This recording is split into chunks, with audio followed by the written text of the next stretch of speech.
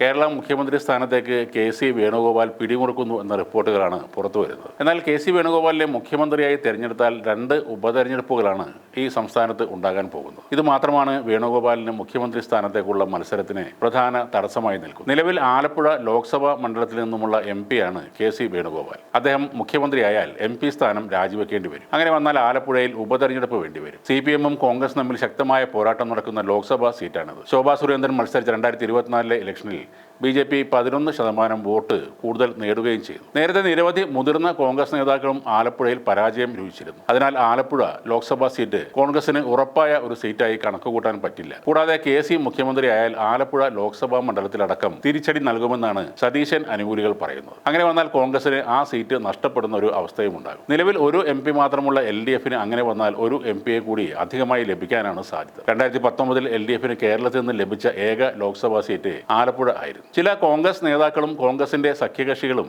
ഈ അപകട സാധ്യതയെക്കുറിച്ച് AICC നിരീക്ഷകരായ മുകുൾ വാസ്നിക്, അജയ് മാക്കൻ എന്നിവരെ അറിയിച്ചിട്ടുണ്ട് എന്നാണ് വിവരം. കോൺഗ്രസിന്റെ ഏതെങ്കിലും ശക്തി കേന്ദ്രങ്ങളിൽ നിന്ന് ഒരു നിയമസഭാ ഉപതെരഞ്ഞെടുപ്പ് നേടുന്നത് വേണുഗോപാലിന് എളുപ്പമാണെങ്കിലും കോൺഗ്രസിലെ ഈ ഉൾപ്പോരുകൾ അദ്ദേഹത്തിന്റെ വിജയ മാർജിനെ ചിലപ്പോൾ ബാധിച്ചേക്കാം. ഇപ്പോഴും ഒരു വിഭാഗം കോൺഗ്രസുകാർ ചോദിക്കുന്നത് ഈ ഇലക്ഷനിൽ വേണുഗോപാൽ എന്ത് പ്രവർത്തനമാണ് നടത്തിയത് എന്നാണ്. ഇത്തവണ നിയമസഭാ തെരഞ്ഞെടുപ്പിനായുള്ള കോൺഗ്രസ് സ്ഥാനാർത്ഥി പട്ടിക ആദ്യ ഘട്ടത്തിൽ ഉണ്ടായ അഭിപ്രായ ഭിന്നതകൾ മറികടന്ന് ഒടുവിൽ ഏകോപിതമായി പുറത്തു വന്നത് തന്നെ അദ്ദേഹത്തിന്റെ ഇടപെടൽ കാരണമാണ്. കെ.സി. വേണുഗോപാൽ അടക്കമുള്ള നേതാക്കൾ നീണ്ട ചർച്ചകളും സമവായ രൂപീകരണവും നടത്തിയാണ് UDF നേതൃത്വം ഒരൊറ്റ നിലപാടിലേക്ക് എത്തിയത്. സംസ്ഥാനതല ചർച്ചകൾക്ക് പിന്നാലെ ഈ വിഷയങ്ങൾ ദേശീയ നേതൃത്വത്തിലേക്കും അദ്ദേഹം എത്തിച്ചു. അതോടെ AK ആന്റണി, മല്ലികാർജ്ജുൻ ഖാർഗെ, രാഹുൽ ഗാന്ധി എന്നിവരുടെ ഇടപെടലുകളും ഇവിടെ ഉണ്ടായി. സ്ഥാനാർത്ഥികളെ തെരഞ്ഞെടുത്തത് വിജയസാധ്യത, മണ്ഡലത്തിലെ സ്വീകാര്യത, സംഘടനാ പിന്തുണ, അനുഭവം എന്നിവ പരിഗണിച്ചാണ്. ഇതിനായി വിവിധ തലങ്ങളിൽ സർവേകളും ആഭ്യന്തര വിലയിരുത്തലുകളും നടത്തിയതായി പാർട്ടി വൃത്തങ്ങൾ പറയുന്നു. അതോടൊപ്പം സാമുദായികവും പ്രാദേശികവുമായ സമവാക്യങ്ങൾ പാലിക്കുന്നതിനും പ്രത്യേകം ശ്രദ്ധ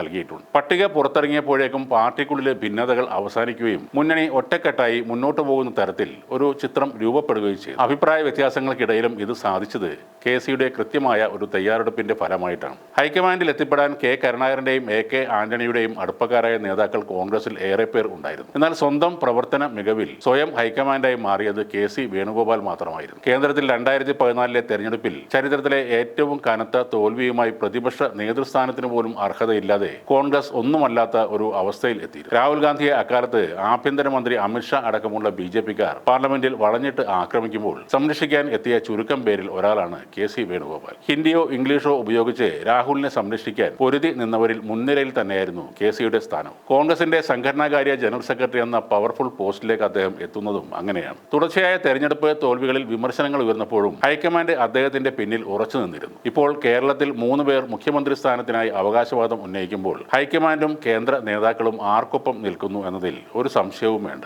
ഒരു ദിവസമോ ഒരാഴ്ചയോ നീണ്ടുപോയാൽ പോലും ഹൈക്കമാൻഡിന്റെ തീരുമാനത്തിൽ മാറ്റമുണ്ടാകില്ല. നോ എന്ന് പറയാൻ സാധിക്കാത്ത തരത്തിലുള്ള അടുപ്പവും അധികാരവുമാണ് കെ.സി. വേണുഗോപാലിന് കേന്ദ്രത്തിൽ ഉള്ളത്.